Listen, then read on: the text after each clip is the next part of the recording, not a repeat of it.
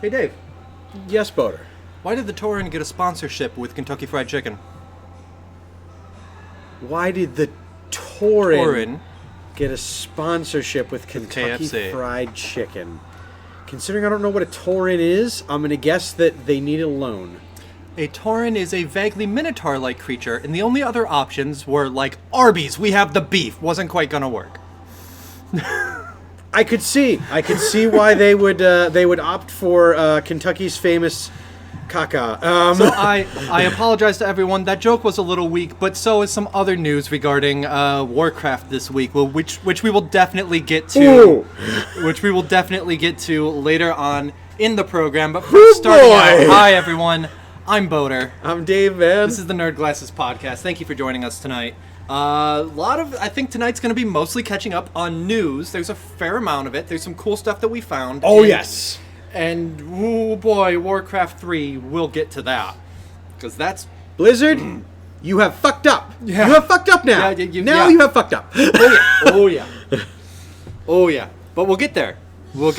So, hello everyone, and to those of you watching on multiple different channels, just because of how things go, I'm going to be keeping an eye on the Twitch chat here, but if you are watching on Facebook, Mixer, or YouTube, Dave will be keeping an eye on your comments, your chat as well. Please feel free to talk to us during the program. We love to hear your feedback. It really helps to make this a complete experience for everyone involved. So Dave, what's first on the docket tonight? So first but foremost, a little bit of excitement, a little bit of nostalgia, and a lot of good that I saw the article and then I was going to send it to people and then everyone had already shared it on social media because I'm about 4 seconds too slow on that.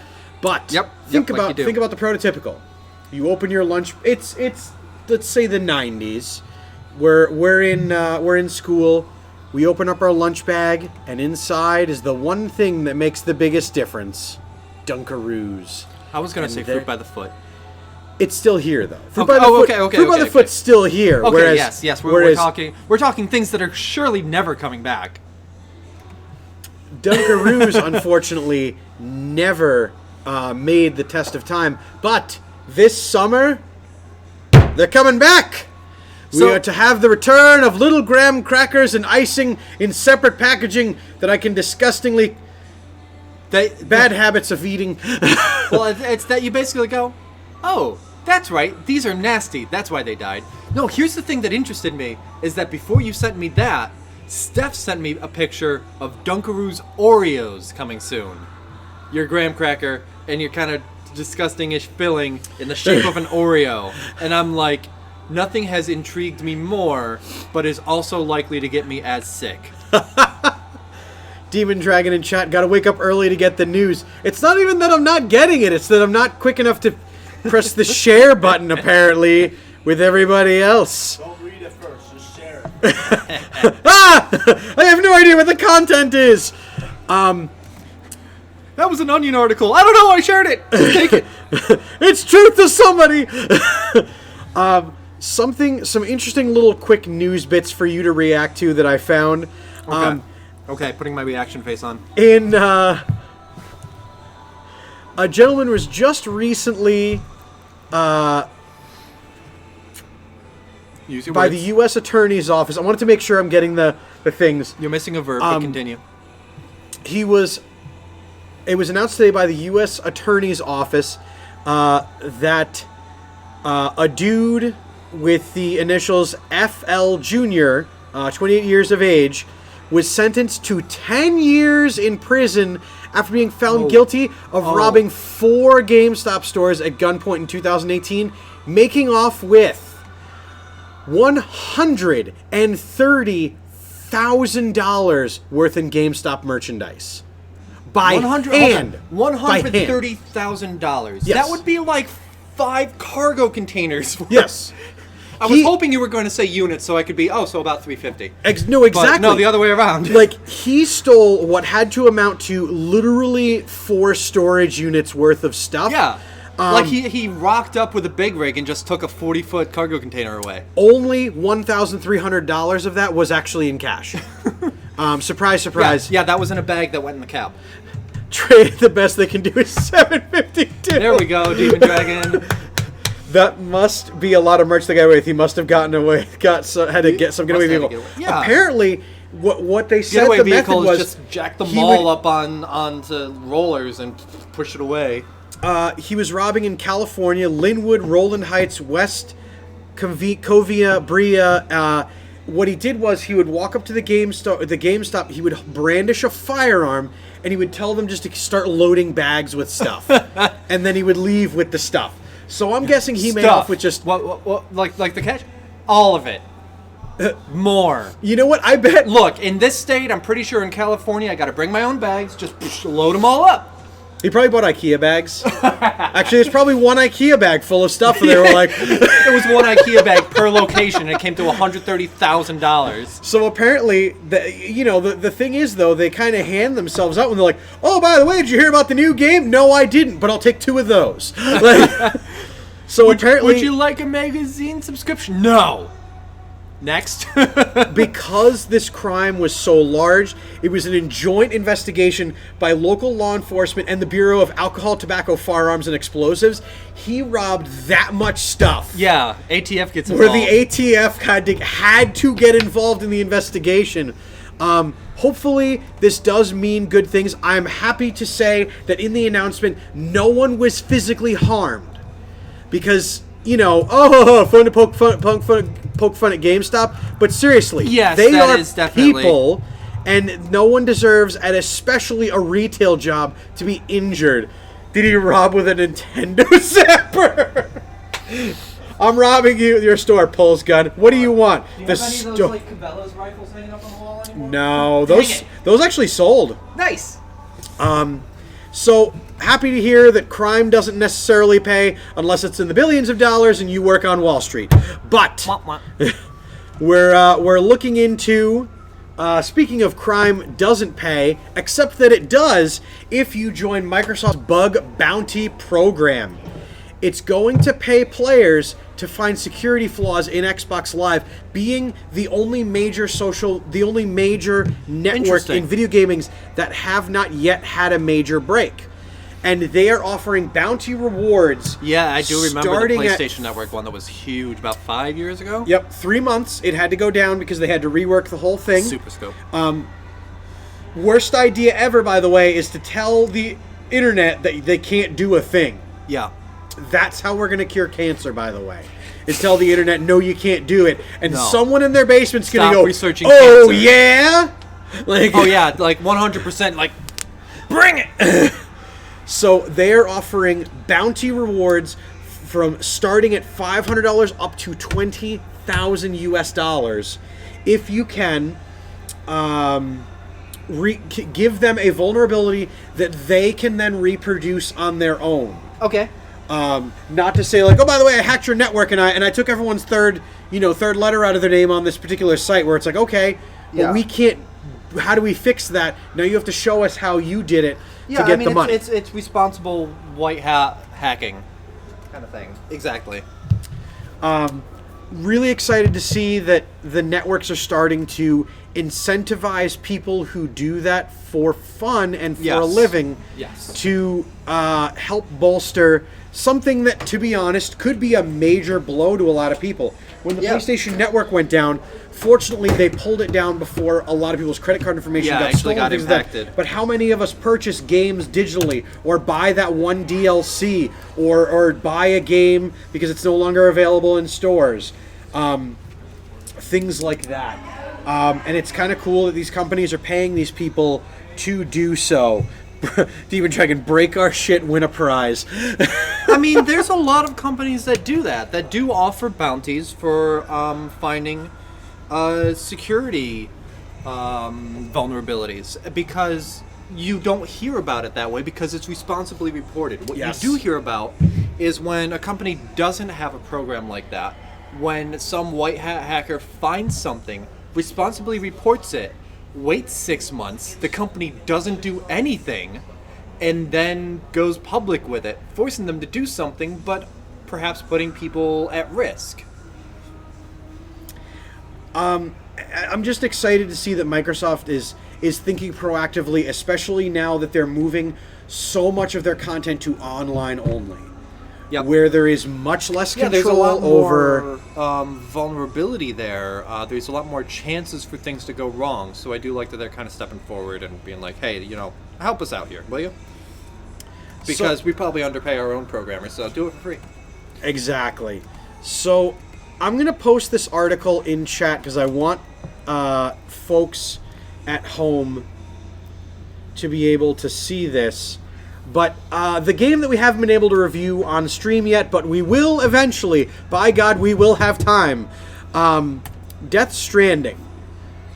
Oh, was this the creative Pan, controller input? Yes, Alan Pan, a YouTuber and electrical engineer known as a wacky scientist for experiments, made a treadmill controller for Death Stranding. Yeah, so like Death Stranding is a lot of like running around the countryside carrying stuff.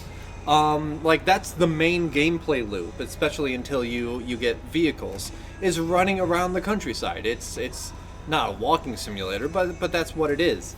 And so he somehow turned his treadmill into a controller.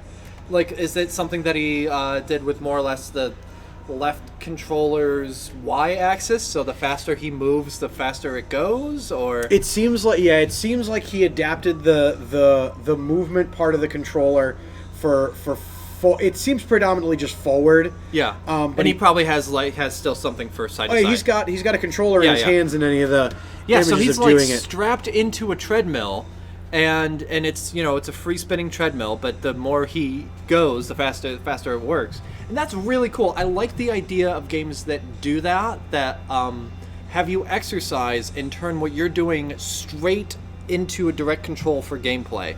One thing that I looked at, and it's too expensive, I'm not going to get it. There's an exercise bike for VR games, where like as a racing game, the harder you pedal your exercise bike, the faster you go in game, and there's like controls on the handlebars and stuff like that. There's like one thing that has like 5 games with it, and it's like that's really cool because it takes exercise, which to me is like boring. I'm not in shape. That's why I wear baggy clothes, so you can't tell. Exercise for me is not interesting, but put it with a video game, which is interesting. In this case, the guy hooking it up to a treadmill, then he's getting his steps in, and making deliveries along the way in game.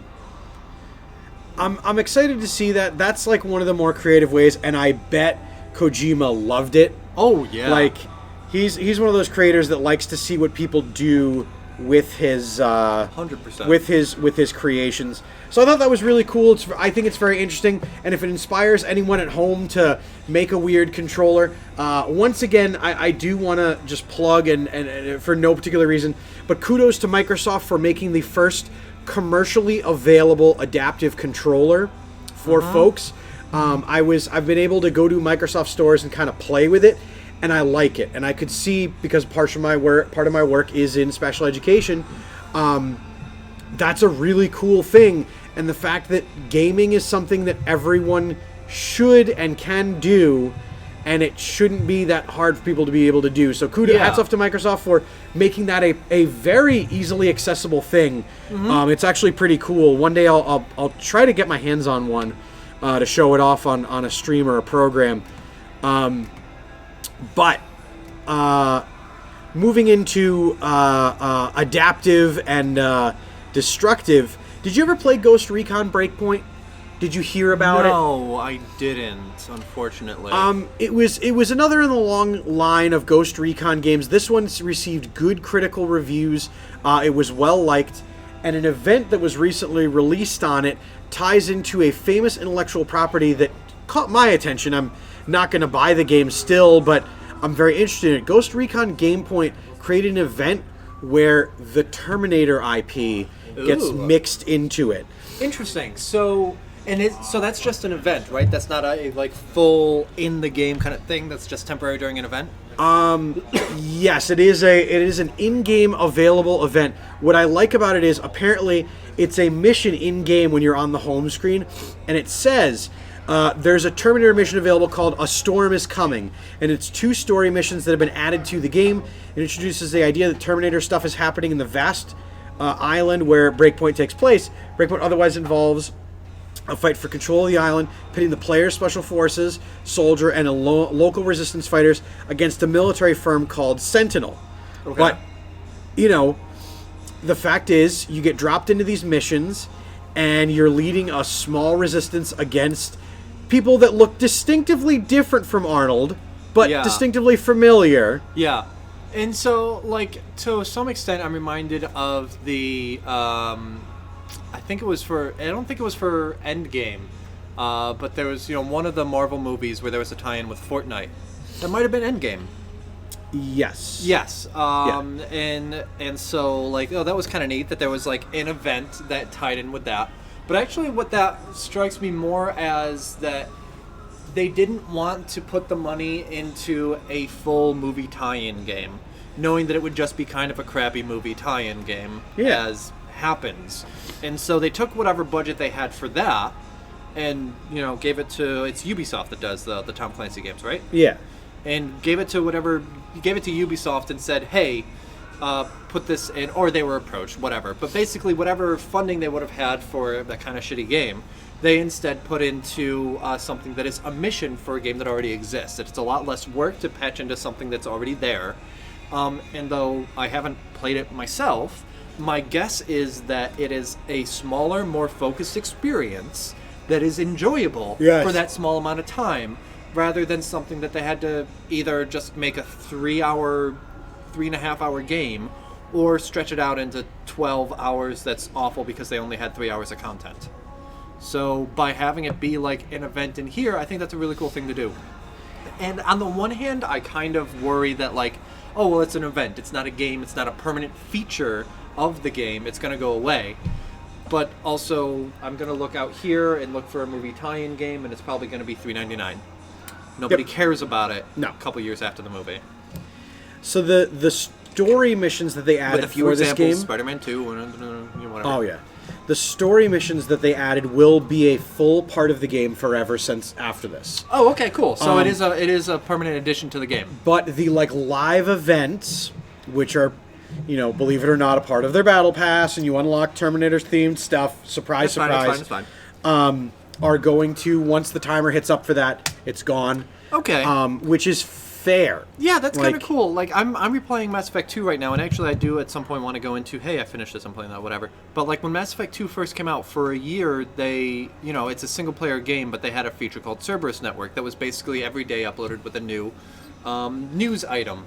And after a year, they obviously stopped updating that, and that's kind of never going to be a part of the game anymore, but the main gameplay itself is still there. And certainly there have been other, probably better examples. That's just the one that's off the top of my head, because that's what I'm playing right now. So we had a write-in topic. Okay. From a viewer, a regular of the streams, you could say, someone that is forced to be a part of the program, whether he likes it or not. And he suggested talking about video game theme parks. Okay. So I did a little bit of research. And so like full theme park, not just like a ride or an area. So there's where the research comes in. Okay. Presently in the United States, do you know how many video game theme parks there are? I'm going to guess 0. You are exactly correct. There is Okay. Bagel. There is exactly Bagel. However, Super Nintendo World will be coming to Universal Orlando. Okay. At the same time, Nintendo World will be coming to a place that in makes China. sense to me to like Or start Japan. with not a full theme park but a section. So like part of Universal Islands of Adventure is a Jurassic Park area, and that corner of the park is all just Jurassic Park themed. Yeah. And I really like that. It's like, Galaxy's Edge right now, Star Wars is, I'm pretty sure, as just its own theme park right now. But before that, there was the Star Wars Launch Bay, which in addition to the Star Tours ride, Launch Bay was on the other side of the park, but had a whole bunch of Star Wars stuff all themed together. And so I think that Super Nintendo World being a neat little like themed area of a pre-existing park, I think is going to work a lot better than them going into the middle of nowhere and being like, we're making a park. So I did find out, for our sake, that a Mario Kart inspired racetrack will be Nice. opening in Niagara Falls. So very close nice. to here. Well, how overboard are they going with it? Because I see go-kart tracks that, you know, have Mario styling all over the place. It's pretty ridiculous. It's got, like, it goes up in plateau. It's got a spiral down a couple levels. Okay. It's got sharp rights and sharp downs, things like that. And by the way, how much do you think it would cost to do like a ride like that? I mean, it depends on what it's themed after. If it's Rainbow Road, then they have to spend a lot in insurance. But like, so to go on like a pretty cool track on a very okay, nice. sorry, not to build. For some reason, I thought that like how much No, it no, would per cost them to build person. it. So like you and I want to Okay, go there. So if we want to go and do a Mario Kart go-kart, and we're talking like regular little, they're very good go karts. yeah, okay, so probably like the indoor go-kart kind of thing. That's like the electric carts, maybe.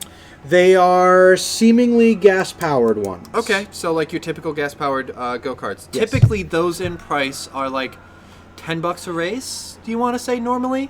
For the Mario surcharge, if it's actually licensed, It's not. It is not. It's not Mario licensed. Kart is in air I'm quotes. gonna say 15 then. If it's actually licensed, they could go more, but I think that they can only, you know, charge. Well, in Niagara Falls, 20. So they announced it Friday because people were waiting with bated breath to see what this could try. It is $12 per driver and a $4 per passenger charge. So you That's could cool. have That's a really passenger in good. the cart. Yeah, so that's just then it's a normal go-kart price. Yes. That's cool. That's cool. I did then decide to look up a little bit of things. Did That's you a know? bargain. Did you know that there has been a Rabbids, a Sonic the Hedgehog, a Plants vs. Zombies, a Mass Effect, an Angry Birds, a Final Fantasy. Stop. Tell me about Mass Effect. All right. Tell me about Mass so, Effect. In May 18th of 2016, 3D Ride Simulator at California's Great American Park made Mass Effect New Earth. Okay. Before you and Steph buy plane tickets, by the way, it was replaced. I'm sure by an 2016 and attraction. you're using the past tense, yeah. It was And you replaced see by an 3D attraction Ride called Simulator. Action Theater. Is that basically one of those, like, the VR ride things where you basically just sit here and it goes while you have the VR headset? Because that's a really cool thing that they can do. Like, I've been in a couple rides like that, like Jurassic Park ones I'm going to use again, for instance, and a few others that, like, when it's a VR headset and you have your sit-in thing, if you that's a design it bargain. just right, that can be really economical because you load in new software, it gives a different route, a different whatever hydraulic, but you don't need to replace the whole thing. So this like that can was just drop into a Dave & Buster's. an 80-seat action theater with a custom 60-foot Okay. 3D LED screen. Not Where Dave & Buster's scaled, but okay. where the audience's ships travels through a mass relay to the planet Terra Nova. The audience motion seats are equipped to simulate wind and water and equipped with leg pokers and neck ticklers. Oh God, I broke one of those when I was at. I broke one of those when we went to Disney. Keep it PG-13. Well, I mean, what ended up happening was we were on the Honey I Shrunk the Kids the ride. Yep.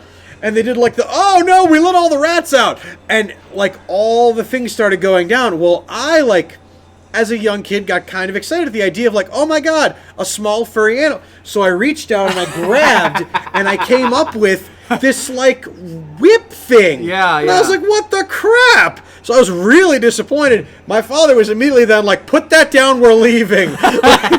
So the show ended and we were Now they'll find you. we were out of there. I was born in Florida. They have my DNA. That's why I'm so good at stuff. Also in 2016, a park called Hub Zero got a Dragon Age ride, Final Fantasy, Resident Evil, and a Gears of War ride that apparently are not still in motion.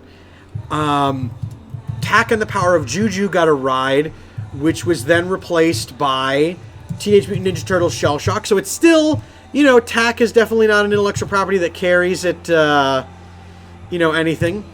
There's a Final Fantasy VR ride at Universal Studios Japan that unfortunately still closed. Angry Birds So in other words, still they has spent a lot rides. Wow. Angry Birds is still kind of not Plants like vs. big as it Zombies was, Garden yeah. Warfare apparently... Yeah, so all the mobile games have rides. There is no justice in this world.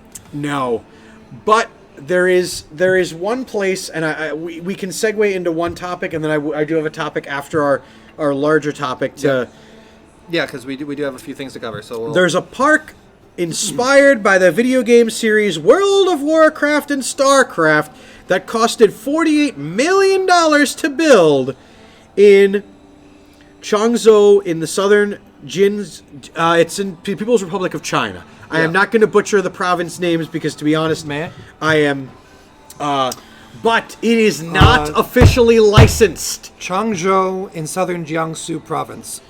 They spent $48 million on its. Wow, I can't believe it's not Warcraft. Speaking of WoW, I can't believe it's. World Joyland. Called World Joyland. But speaking of WoW, I can't believe it's not Warcraft. Boater, last week I innocuously mentioned that Warcraft 3 was getting a remaster. Yeah, Warcraft 3 and I was Reforged. excited about the idea of that. So many people.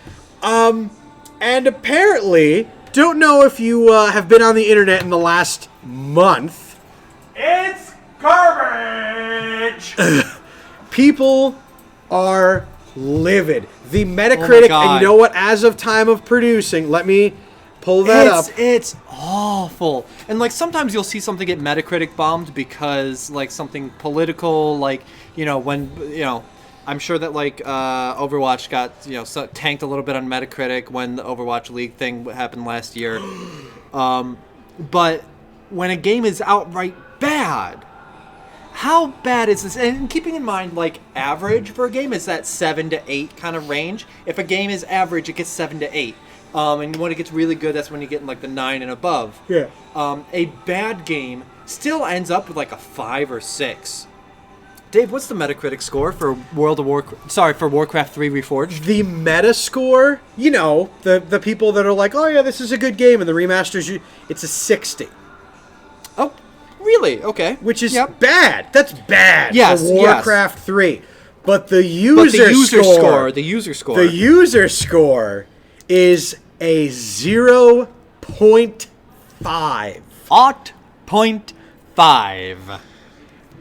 0.5. Okay, so some of the issues with Warcraft 3 Reforged is that cinematics sometimes just don't work. When they do, they're not nearly as good as they build them to be when they were saying, hey, we're going to do a thing.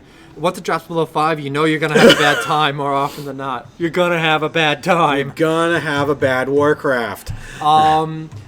The game, like, just so much of what they said that they would improve, they didn't. Or, like, they only improved it a little bit. And if you look at it, you say, wow, this is kind of half-assed. You know what? I'm just going to go back and play my regular Warcraft 3.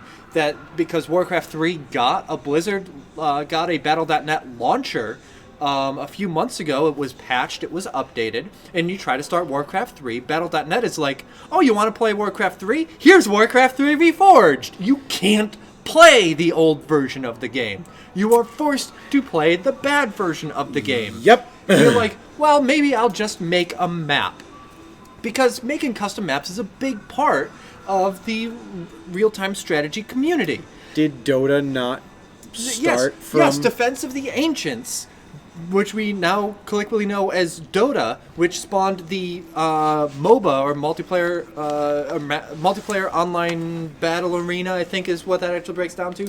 These games that are League of Legends, Dota, Heroes of the Storm, all these different things. I say Heroes of the Storm, that's what Blizzard's is. It doesn't really do that well.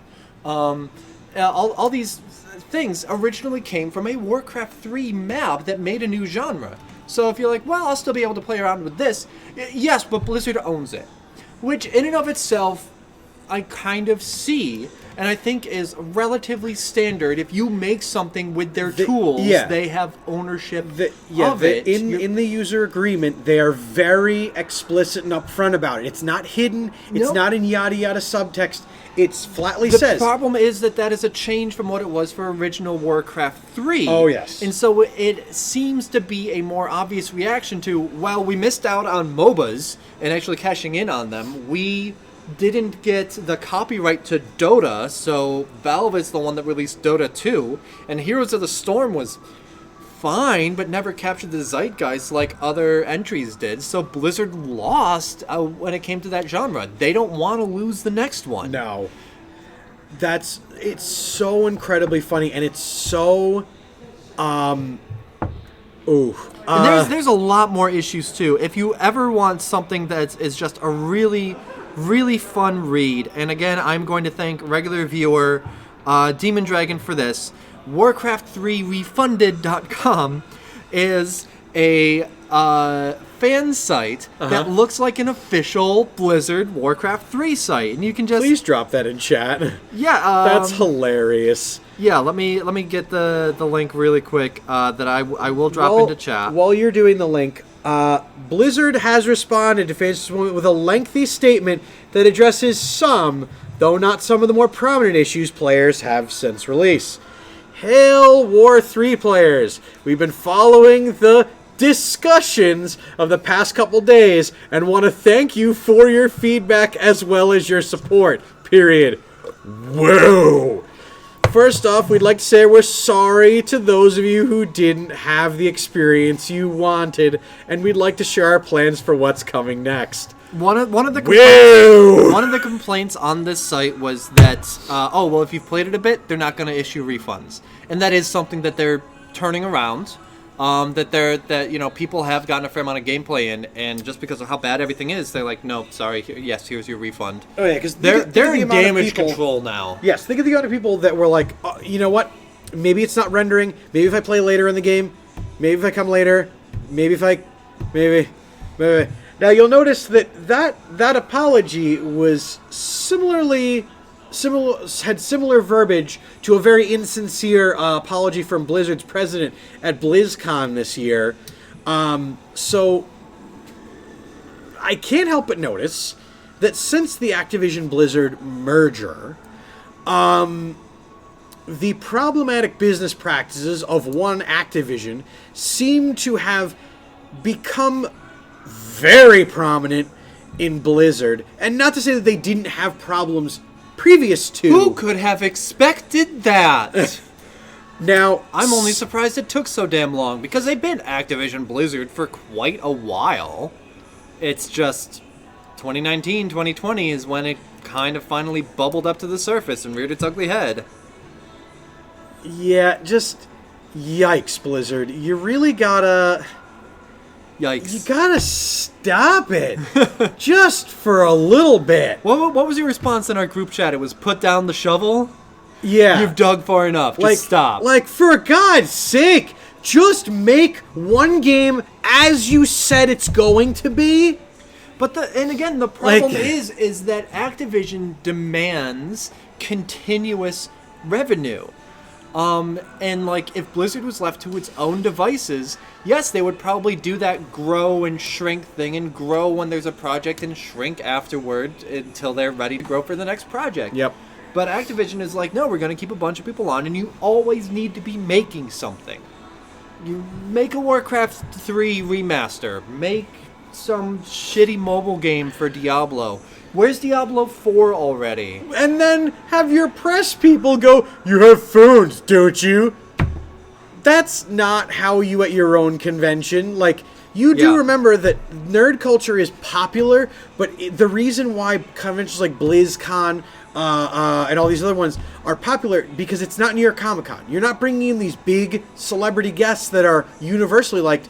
It's your community. And when you crap directly on your community, you are looking into a horse's mouth that you do not want to go down. Yeah.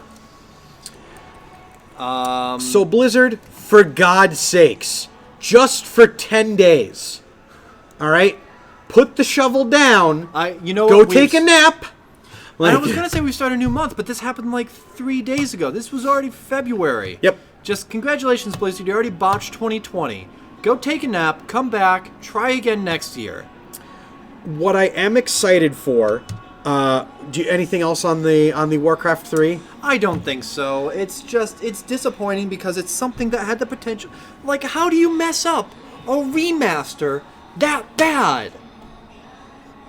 I don't know if you guys have looked at, but like they promised, and again, when you watch that's that's the only way to mess up a remaster is to overpromise and not quite deliver. But this doesn't only look like not quite deliver. It's like the delivery truck isn't even in the same county. It's like, yep, my car that I'm getting on Saturday got stuck in weather, so I'm waiting 3 more days for it. That's... Well, how pissed would you get if a Micro Machines rolled up to your... Well, exactly. I would much rather that Blizzard delayed my car 3 days than give me a Micro Machines on Saturday. Micro Machines before the DLC. Thank you. Oh, my God. But there is something happening that is a personal love of mine, but it is associated with Blizzard, even though they've already kind of fucked it up. But it goes into our discussion last week that the Overwatch League is kicking off starting this Saturday. I am over the moon excited for it. I'm a little bit disappointed I wasn't able to take off time and have the money to go to New York City to be there live, because all of these events, they listen to fans, and fans said, we want to be able to see these teams live.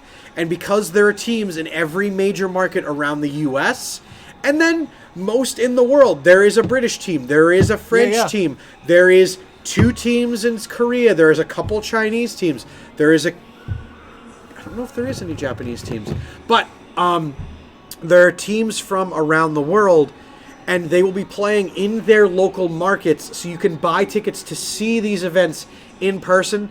I'm a little bit mad because I'll have to be tuning in on YouTube Gaming. Yeah.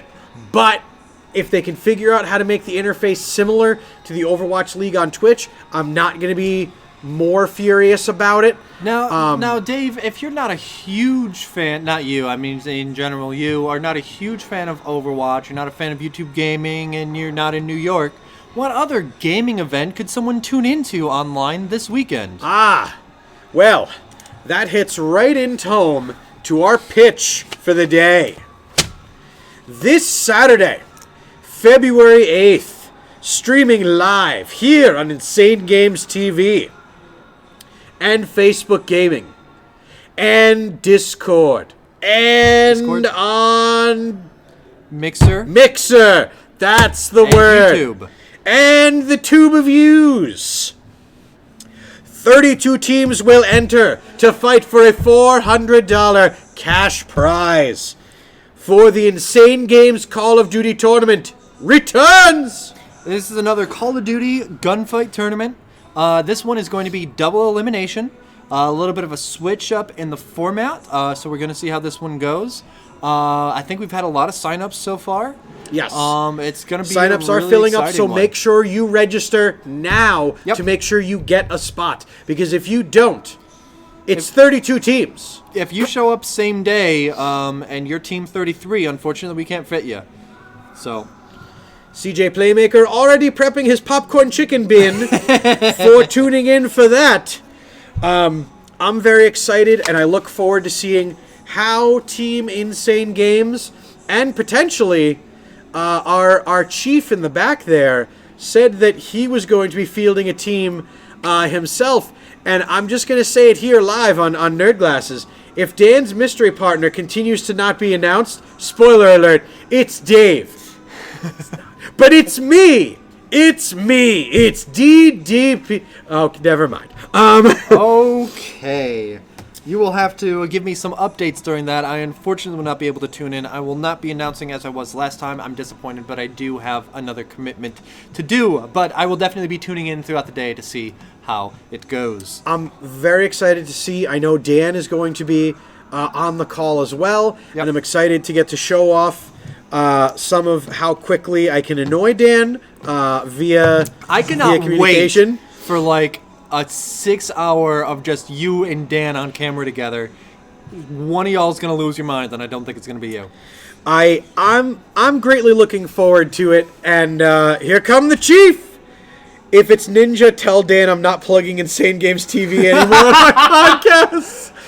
By the way, for all of you out there, are you aware that Insane Games TV is being plugged by other such networks?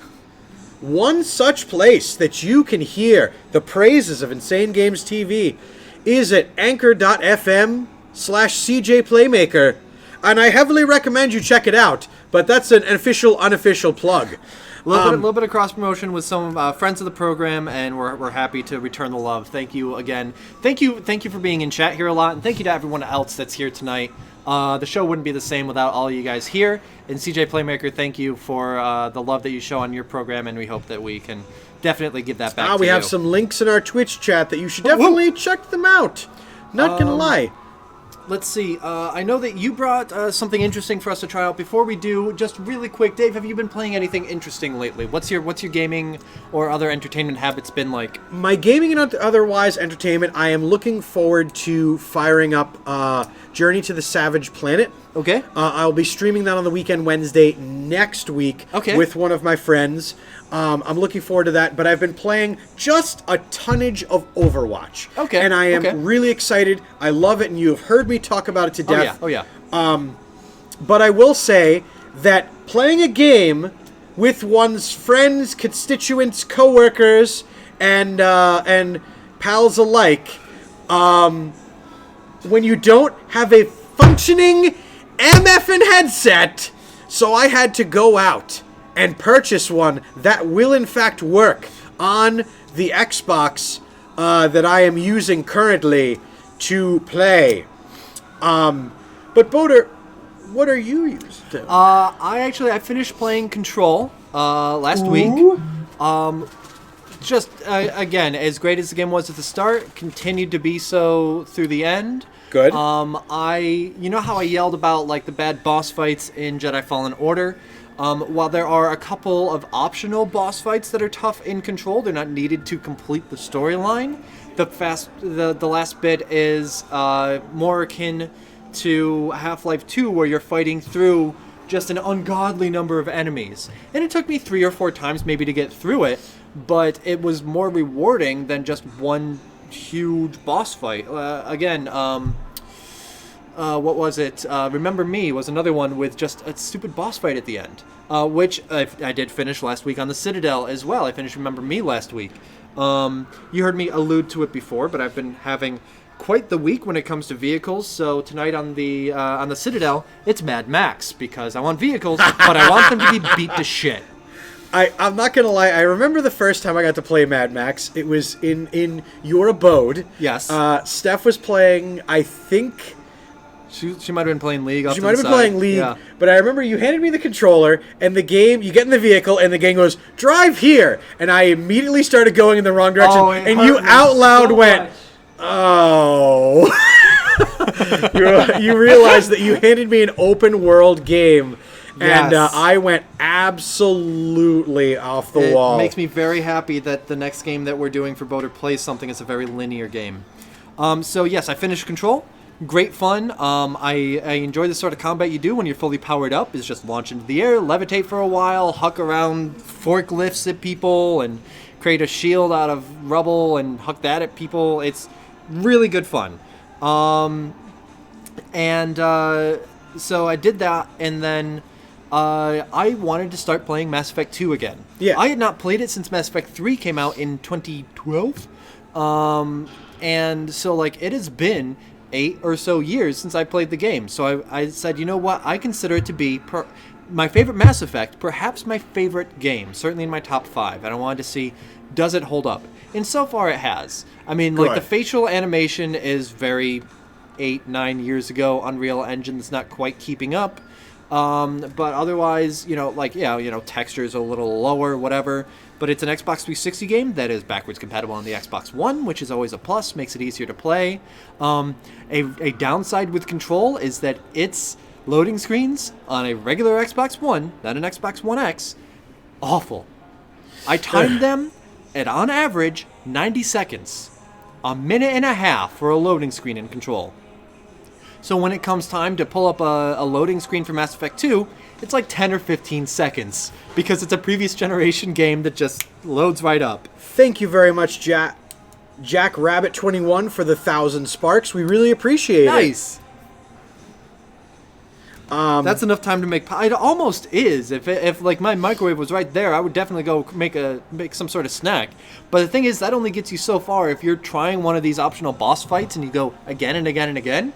I just brought up a YouTube video because my Xbox is right next to my computer, and I watch it a minute and a half at a time. I mean, bring up technology connections or Modern Rogue or something. You should watch more of The Witcher that way. No, Witcher. I sit down and I watch clear through hour-long episode. 2 episodes left to go. I'm enjoying it, and if you're interested in getting the books that The Witcher is based on, our book buyer at Northshire Bookstore went ham, and we have like 10 copies of every single Witcher book. So nice. Come on into Northshire Bookstore in Saratoga Springs. Get your Witcher books. So I found something last week. We tried that IPA. Yeah, the IPA hops chocolate. Yep. Dan, would you help me switch the camera over to the closer view so we can? So we've got something today. We've got something today. I went to Target. You know what? Instead of trying to lean across the table, once we get that switched over, I'm going to meet you on that side of the table. I went to Target. I was wandering around, and I thought I'll find a ridiculous food for everyone to share. But I found something more absurd than chocolate with hops in it. Demon Dragon praising the Target has the goods. Never thought I'd see Demon Dragon singing the praises of Target. They do have the goods when it comes to things that make you go, huh, where did you get that? As Ron White says, things that make you go, ugh.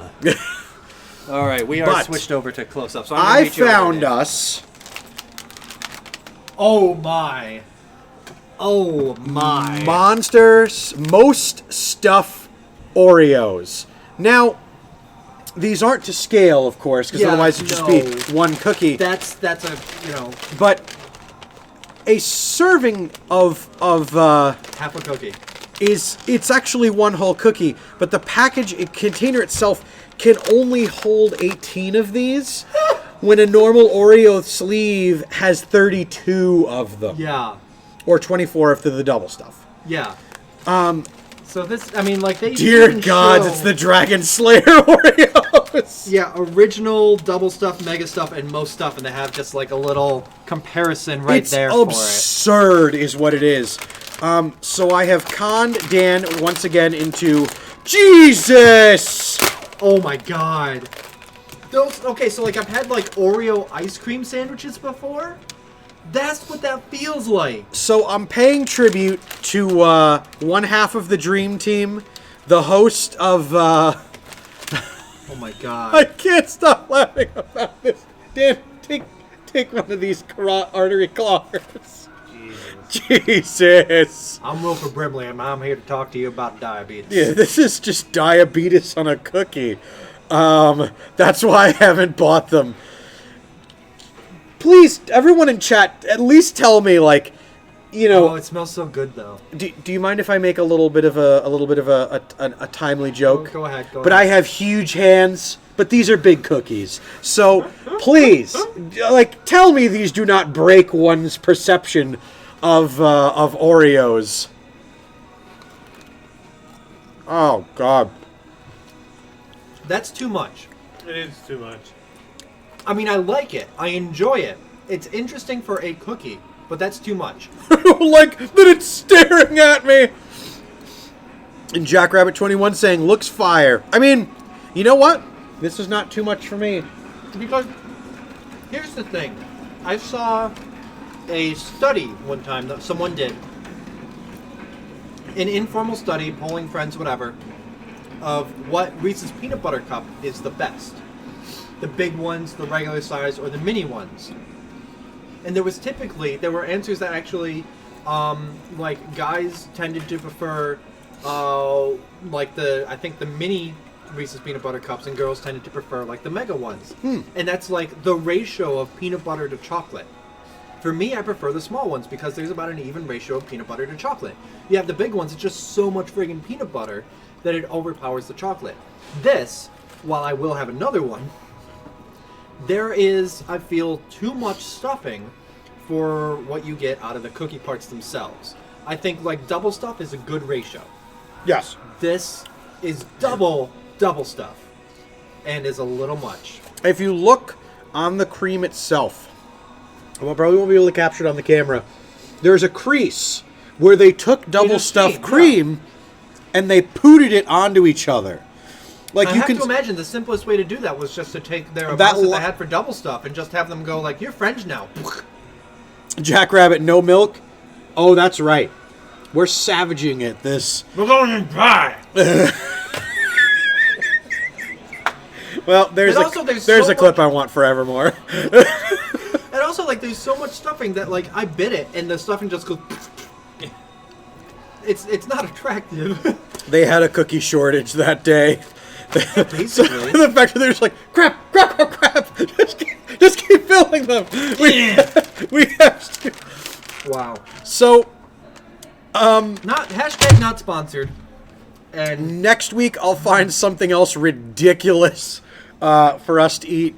And I need to just get like water and rinse out all of the CJ Playmaker. That's a 15-yard personal foul. Too much stuff. 15-yard penalty. Still need something to drink. Yeah, no, I definitely got to get something. Dan, what did you think about the double? I thought it was okay. I think it's too much. I'm like Boder. I think the double stuff is perfect. It's the perfect ratio. Yeah. Mike is first wherever he is right now. He's going because and just dripping from his hands. Yep. Probably. I'm gonna leave these here as tribute. Don't, because I am here for the next 2.5 hours. Well, and I don't have self-control. Well, I'm gonna do this. Oh no. And I'm gonna put them right there. Oh no. Okay, guys. Thank you very much, Jackrabbit, for the follow. Thank you very much, Hypebot, for letting us know that the hype is here. And thank you, all of you guys, for watching. We're going to have to cut the Nerd Glasses podcast at this point. We wanted to talk about Death Stranding, but frankly, I need to go get something to drink. I can't talk right now. So really? We're not going to talk Death Stranding for the 7th week in a row. Yeah, I mean, I'd love to talk about the game itself other than just the control scheme, but we can't right now. I just need to. I'm throwing the challenge flag for Boder's sake. But, like, I don't know if you can hear. I'm having a hard time, like, talking right. There's just stuff caked to my molars. I can't talk correctly. While we're all here, and we're real close. Boder, lean in. Guys, tomorrow. All right, I'm leaning close to your screen. By the way, I'm not going to yell. I promise. That's fine. The mic's over here. No, I know, but I'm a screamer. By the way, by the by, tomorrow, Insane Games TV. Oh God, look at that! Is getting right out. Put the cookies down for just 1 second. I'm listening. This is important. Insane Games TV is getting a little bit of a look from a local newspaper called the Post-Star. So, if you could, around 5 o'clock tomorrow, Ring the Bell is going to be going live as it usually does. They're going to be watching live in studio. I'm not saying change your schedule. All I'm saying is you guys do a great job in chat here, chatting with us. Chat with Dan. Chat with Tyler. Ask them WWE, WCW, WECW,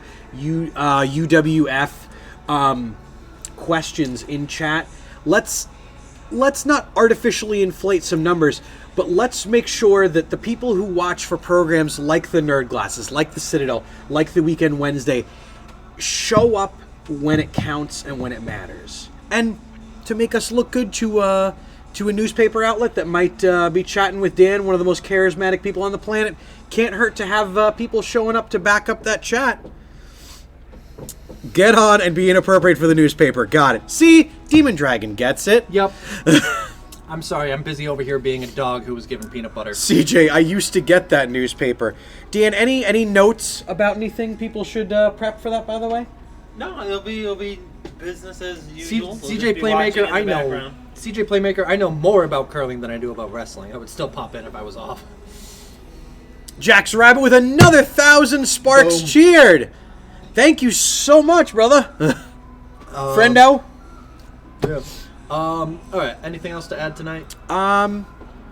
Just thanks, guys. Yeah. For hanging out with us. Thanks for coming by and hanging out. After the Nerd Glasses podcast, I can't talk. After the Nerd Glasses podcast tonight, we're going to be going offline for just a few minutes as we get things switched around, switch a couple of console inputs, things like that, so that on the Citadel tonight, I will be starting a new game of Mad Max.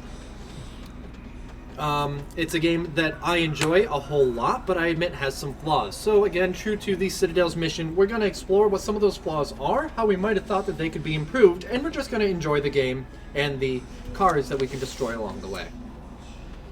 It's going to be therapeutic for me.